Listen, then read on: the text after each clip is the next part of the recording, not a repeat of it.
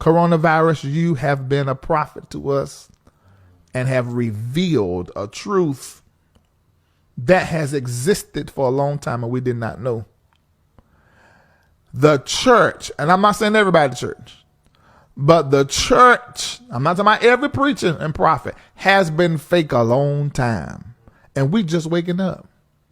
These folk is liars. Whole liars. Fake. Ain't nothing to them. I don't care what their gift is and how much they operate in their gift. When the rubber meets the road, you can't trust them because they lie.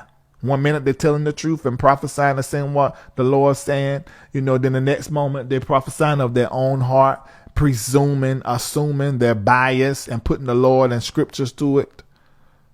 I ain't got time to sit there and be listening to no kind of preaching or teaching or spend up my time or my money to listen to you and I got to spit out more bones than meat I eat. Ain't I got no time for that. No. There's a whole bunch of other things I can be doing that. This is a pure shame. Benty.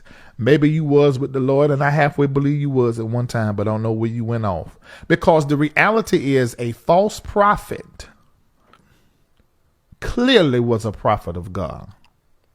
And what ended up happening is, that's why they call it a false prophet, because they go from being true to being false. And the reality is that a lot of these false prophets that are being revealed by COVID-19, they were true at one point in time. But money, prestige, power, fame, peen, all these different things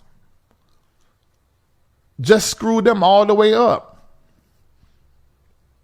And they don't went over, they're over into something else. Still prophets, they're just false. Dog, that's sad.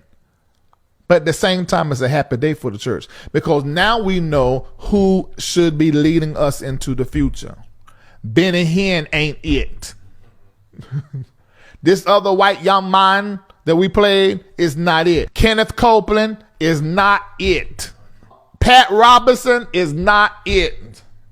Who has done told a lie? Paula White is not it. They're not it. These are not the people that should be leading us into the future. If your pastor is associated with one of these political parties, they're not it. If they have revealed that they are associated with a certain political party, they're not.